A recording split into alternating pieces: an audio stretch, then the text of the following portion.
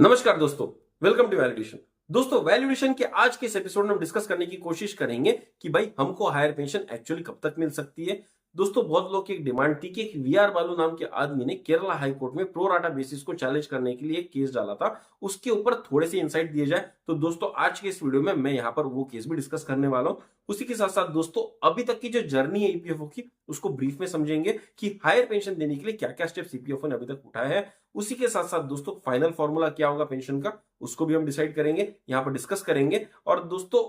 ये जानने की कोशिश करेंगे कि प्रैक्टिकली कब तक हमको हायर पेंशन एक्चुअली मिलने की संभावना बनती है।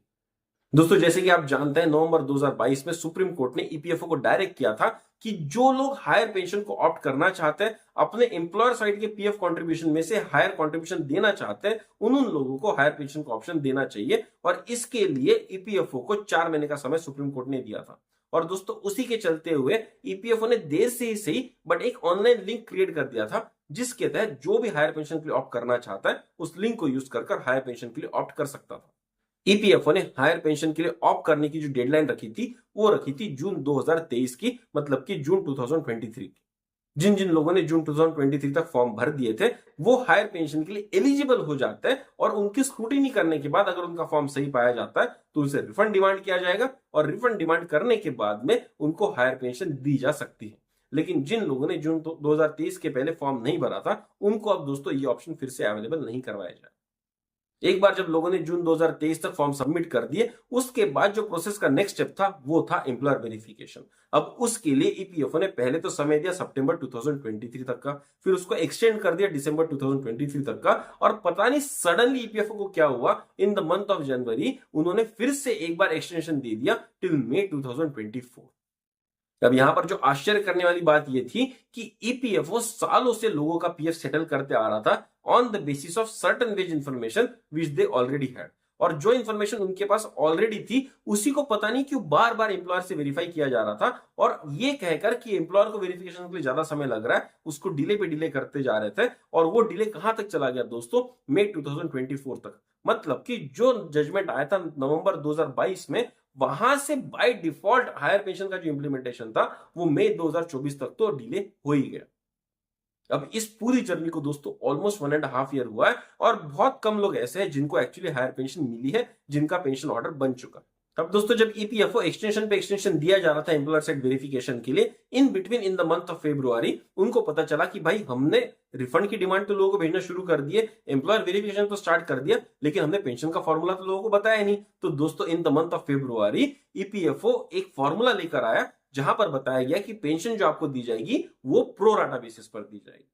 अब दोस्तों जब जजमेंट आया था नवंबर 2022 में सब लोग खुश थे क्योंकि ये मान्यता थी कि भाई लास्ट के जो 60 मंथ्स होंगे जब भी आप ईपीएस से एग्जिट हो रहे हैं वहां से जो लास्ट के 60 मंथ्स होंगे उसके बेसिस पर पेंशन बनेगी और ये पेंशन बनेगी बहुत ज्यादा। और इस खुशी की जो लहर मार्केट में दौड़ी थी दोस्तों कि अब हायर पेंशन बहुत अच्छी मिलने वाली है और शायद ये पेंशन मिलने के बाद में पेंशनर्स की जो रोजमर्रा की जिंदगी की तकलीफ है वो शायद पूरी तरह से दूर हो जाएंगी। इस खुशी को दोस्तों पूरी तरह से बर्बाद कर दिया ईपीएफओ ने जब फरवरी 2024 में ईपीएफओ ने बताया कि हायर पेंशन जो होगी वो प्रो राटा बेसिस पर दी जाएगी। और दोस्तों पेंशन फॉर्मूला क्या निकाला गया, पेंशन फॉर्मूला निकालने के लिए दो पार्ट में पेंशन फॉर्मूला को डिवाइड कर दिया। एक पार्ट था 1 सितंबर 2014 के पहले, एक पार्ट था 1 सितंबर 2014 के बाद। अब दोस्तों 1 सितंबर 2014 के पहले ईपीएफओ कहता है कि आपकी एक हाईएस्ट सैलरी होगी जो आपने 1 सितंबर 2014 के पहले तक हासिल की होगी। और उसी के साथ साथ दोस्तों जब आप एग्जिट कर रहे थे 58 इयर्स के एज पे तब आपका एक लास्ट 60 मंथ्स का एवरेज होगा।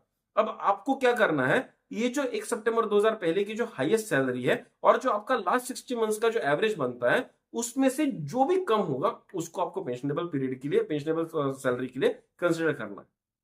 और उसको मल्टीप्लाई कर देना है नंबर ऑफ सर्विस डेज जो आपने 1 सितंबर 2014 से पहले यहां पर दिए हुए हैं और उसमें 2 साल का बोनस ऐड कर देना है। तो आपका 1 सितंबर 2014 के पहले का पेंशन फॉर्मूला का पार्ट बन जाए।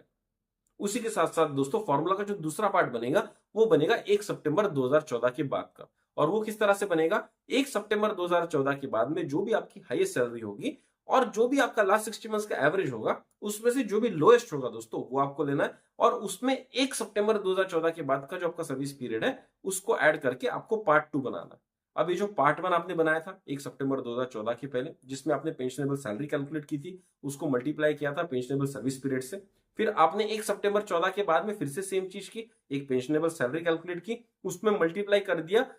सर्विस पीरियड को, इन दोनों को ऐड कर देना है, उसको डिवाइड कर देना है 70 से, तो आपका प्रो राटा बेसिस का फॉर्मूला बन जाएगा। अब दोस्तों जिस तरह से मैंने ये पेंशन का फॉर्मूला बताया आपको बहुत कॉम्प्लिकेटेड लग रहा होगा, लेकिन मैंने एक छोटा सा वीडियो इसके ऊपर बताया जहां पर मैंने केस स्टडी लेकर सैंपल कैलकुलेशन करके आपको बताया कि किस तरह से प्रोराटा बेसिस पे आप अपनी पेंशन कैलकुलेट कर सकते हो, इसके फायदे क्या होंगे, इसके नुकसान क्या होंगे। उस वीडियो की लिंक दोस्तों यहाँ पर आपको ऊपर में दिख रही होगी, अगर आप चाहे तो इस वीडियो के एंड में भी उसकी लिंक है, आप वहां पर जाकर भी वो वीडियो देख सकते हो और प्रोराटा बेसिस का जो फॉर्मूला ईपीएफओ ने दिया उसको समझ सकते हो। अब दोस्तों जैसी ईपीएफओ ने यह बताया कि हायर पेंशन का जो फॉर्मूला होगा वो प्रो राटा बेसिस पर होगा, पेंशनर्स में खड़कंप मच गया, क्योंकि जो इनिशियल अंडरस्टैंडिंग थी सुप्रीम कोर्ट के जजमेंट के बाद वो ये थी कि हायर पेंशन जो होगी वो लास्ट के 60 मंथ्स के एवरेज बेसिक प्लस जीए के ऊपर कैलकुलेट की जाएगी, लेकिन अगर प्रो राटा बेसिस का फॉर्मूला लगा देंगे तो पेंशन बहुत हद तक कम हो जाएगा और इससे पेंशनर्स को भारी नुकसान होने वाला था। और दोस्तों यहां पर सवाल ये उठने लगे कि क्या ईपीएफओ सुप्रीम कोर्ट के जजमेंट को वायलेट कर रहा है। अब दोस्तों उसी चीज को समझने के लिए मैंने सुप्रीम कोर्ट का जजमेंट पूरा पढ़ा,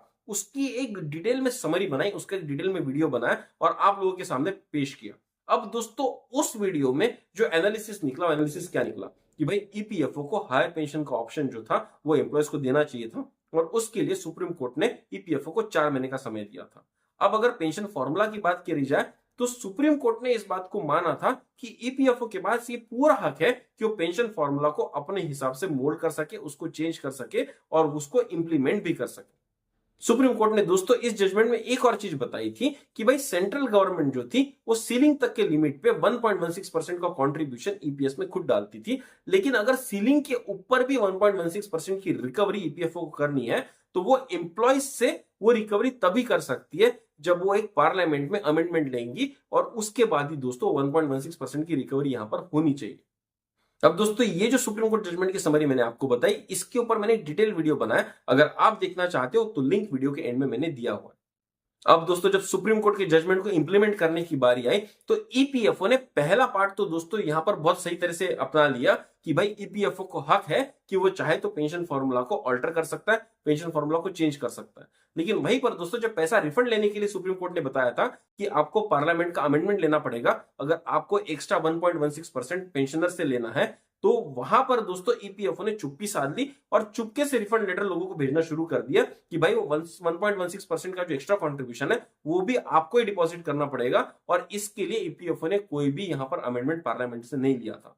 बहुत लोगों ने, मेरा जब ऐसा वीडियो निकला था तो तब बोला था कि गैजेट नोटिफिकेशन ईपीएफओ ने इशू किया है और उसके बेसिस पर ये 1.16% का जो एडिशनल कंट्रीब्यूशन एम्प्लॉय से लिया जा रहा है वो बिल्कुल जस्टिफाइड है। दोस्तों मैं आपको बता दूं, गैजेट नोटिफिकेशन एक ऐसी चीज होती है कि जो सरकार ने एक नियम बनाया या सरकार अगर कोई बिल पार्लियामेंट में रख रही है तो उसको गैजेट में इंट्रोड्यूस किया जाता है, लेकिन गैजेट में इंट्रोड्यूस करने का यह मतलब नहीं होता है कि वो एक्ट बन गया है, उसको पार्लियामेंट ने मंजूरी दे दी। पार्लियामेंट के सामने उस बिल को रखना पड़ता है, जनता के जो प्रतिनिधि होंगे उसके ऊपर वोट करेंगे और फाइनली डिसाइड करेंगे कि weather EPFO is actually empowered to collect that 1.16% from the employees or not, or whether government will be willing to pay for that 1.16%। तो दोस्तों EPFO ने यहां पर दोहरा रूप दिखाते हुए पहला पोर्शन जहां पर उसको पावर दी गई थी कि वो फॉर्मूला चेंज कर सकता था उसको तो इंप्लीमेंट कर दिया, लेकिन जो दूसरा इंस्ट्रक्शन था जहां पर उसको पार्लियामेंट से अमेंडमेंट लेना था वो बिल्कुल भी नहीं लिया और रिफंड में ब्लैटेंटली 1.16% एम्प्लॉय से डिमांड किया जा रहा। अब दोस्तों जैसी हायर पेंशन का प्रोराटा बेसिस का फॉर्मूला आ गया, एक व्यक्ति थे केरला में जिनका नाम है वीआर बालू, वो इमीडिएटली केरला हाईकोर्ट में पहुंच गए और उन्होंने वहां पर ईपीएफओ के अगेंस्ट में केस दर्ज कर दिया। उनका कहना यह था कि भाई मुझे जो डिमांड लेटर आया हुआ रिफंड करने के लिए पैसा वो आया 29.84 लाख रुपीस का। और दोस्तों जो पहले इनिशियल अंडरस्टैंडिंग थी कि लास्ट 60 मंथ्स के एवरेज बेसिक प्लस जीए के ऊपर में पेंशन बनेगी, वो पेंशन उनकी बन रही थी तकरीबन 51,000 की, लेकिन जैसे ही प्रोराटा बेसिस का फॉर्मूला लग रहा है उनकी पेंशन कम होकर बन जा रही है 31,000 की। मतलब कि जब वो 29.84 लाख रुपीस ईपीएफओ को वापस कर रहे हैं उनको महीने का 20,000 रुपए का नुकसान हो रहा है। और दोस्तों केरला कोर्ट ने इस केस का कॉग्निजेंस लिया, उसको एडमिट किया, लेकिन आज तक दोस्तों उसका जजमेंट नहीं आया हुआ है, अभी तक उसकी सुनवाई चल रही है। जैसी उसकी सुनवाई का जजमेंट आ जाएगा मैं सबसे पहले आपके लिए वीडियो लेकर आऊंगा कि फाइनली कोर्ट का कहना इस पर क्या होगा। और ये वीडियो दोस्तों बहुत इंपॉर्टेंट होने वाला है क्योंकि कोर्ट के इस आधार पर, इस जजमेंट के आधार पर यह डिसाइड होगा कि हर एक व्यक्ति का तकरीबन 15 से 20% पेंशन कम होगा या नहीं होगा। दोस्तों अगर हम वी आर बालू जी का ही केस ले ले, उनकी पेंशन 51,000 से कम होकर 31,000 होने वाली है। 20,000 का डिफरेंस एक पेंशनर के लिए बहुत मायने रखता है। उस व्यक्ति के लिए साल का तकरीबन 2.5 लाख की यहां पर कमतरता हो जाएगी उसके पेंशन में, और वो पैसा तो उतना ही दे रहा है जिसको जितना उसको देना चाहिए था एज पर रूल्स। तो दोस्तों ये जो नुकसान ईपीएस पेंशनर्स को हो रहा है, इसका फाइनल जो दरमदार है ये केरला हाईकोर्ट के अभी कोर्ट में है। तो दोस्तों जैसे इसके ऊपर जजमेंट आएगा, मैं पहले आपके लिए वीडियो लेकर जरूर आऊंगा।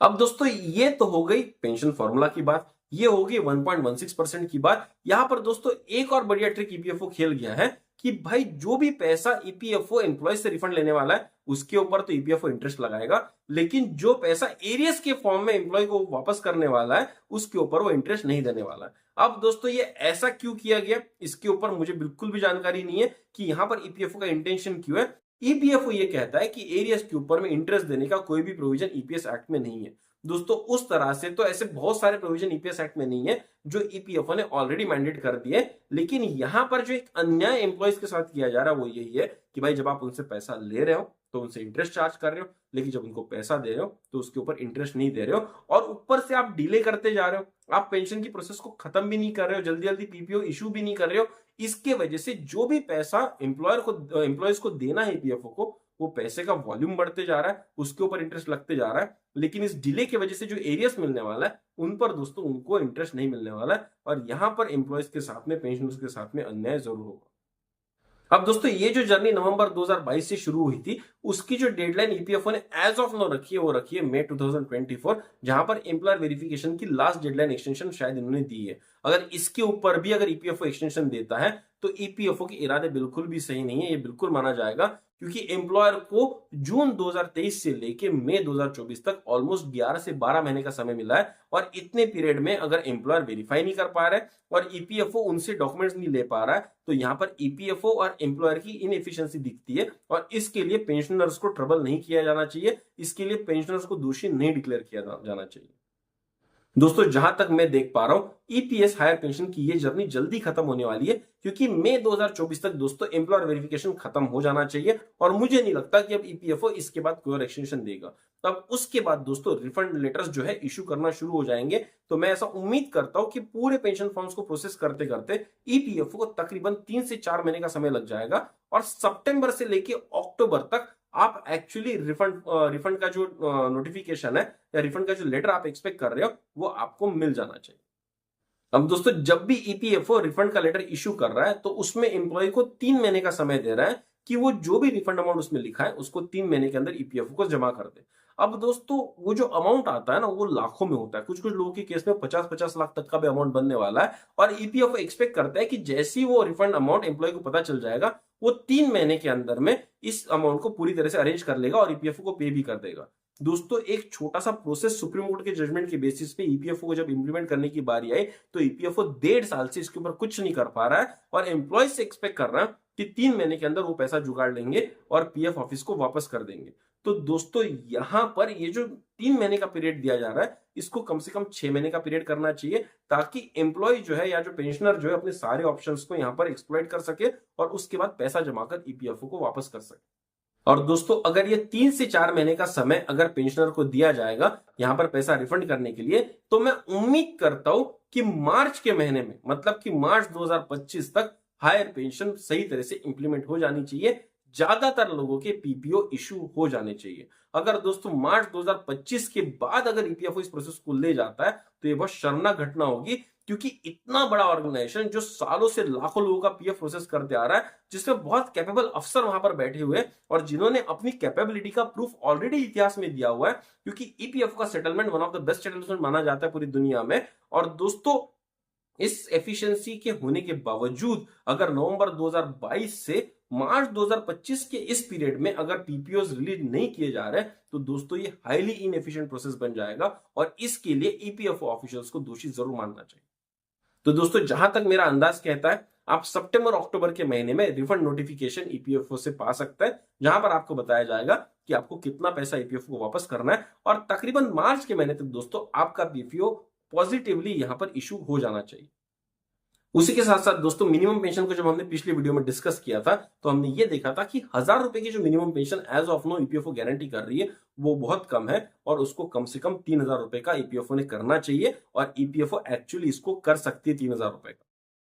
ईपीएफओ ने दोस्तों 1995 से लेके 2000 तक तकरीबन 417 रुपए एक एक एम्प्लॉय से कलेक्ट किए हुए। उसी के साथ साथ दोस्तों 2001 से लेके 2014 तक तकरीबन हर एम्प्लॉय से 541 रुपीज कलेक्ट किए गए और 2014 से लेकर आज तक की डेट में दोस्तों ईपीएफओ एम्प्लॉय से 1250 रुपए कलेक्ट कर रहा है और ये कंट्रीब्यूशन बहुत ज्यादा होता है। मतलब कि जो मिनिमम कंट्रीब्यूशन ईपीएस में हर एम्प्लॉय ने किया है वो कम से कम 417 रुपए का है और ऑन एन एवरेज अगर 20 साल का भी पीरियड आप ले लो 1995 के बाद से 2024 तक का दोस्तों तो आपको पता चलेगा कि कम से कम ऑन एन एवरेज 700 से 800 रुपए का हर मंथ का कंट्रीब्यूशन एम्प्लॉयज ने ईपीएस में दिया ही हुआ है। वहीं पर दोस्तों जो गरीब लोगों के लिए जो स्कीम सरकार निकालती है मतलब कि श्रमिक मानधन योजना देख लीजिए या वेरियस स्टेट गवर्नमेंट जो यहाँ पर पेंशन प्लान दे रही है दोस्तों वहां पर सिर्फ और सिर्फ महीने का 400 रुपए डिपॉजिट करने के लिए बोलता है और 60 साल के बाद में उस अनऑर्गेनाइज सेक्टर के वर्कर को उस गरीब व्यक्ति को सरकार गारंटी करती कम से कम 3,000 रुपए की पेंशन।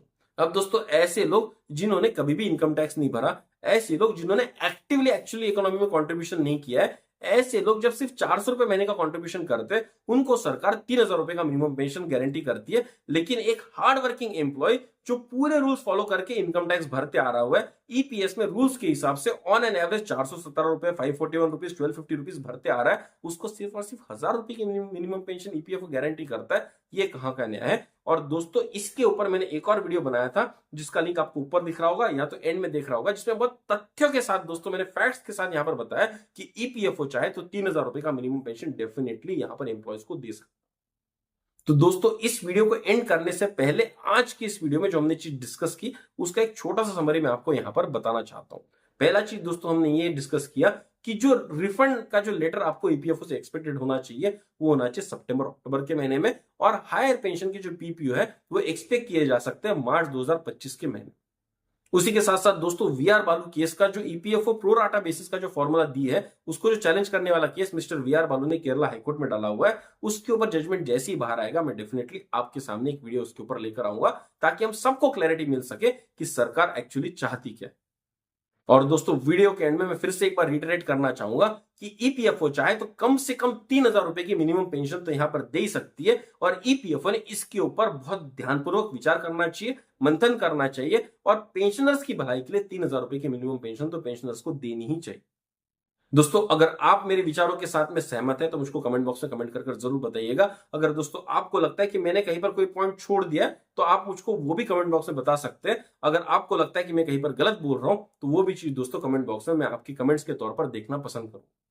दोस्तों मैं उम्मीद करता हूं इस वीडियो ने आपकी जिंदगी में एक छोटा सा वैल्यूएशन जरूर किया होगा। अगर दोस्तों आपकी जिंदगी में इस वीडियो से वैल्यू ऐड हुई है तो जरूर शेयर कीजिए अपने दोस्तों के साथ, अपने परिवारजनों के साथ ताकि उनकी जिंदगी में भी एक छोटी सी वैल्यू एडिशन हो सके। तो चलिए दोस्तों जल्दी मिलेंगे एक नए अपडेट के साथ, एक नए वीडियो के साथ। तब तक के लिए सब्सक्राइब करते रहिए हमारा चैनल वैल्यू एडिशन। धन्यवाद।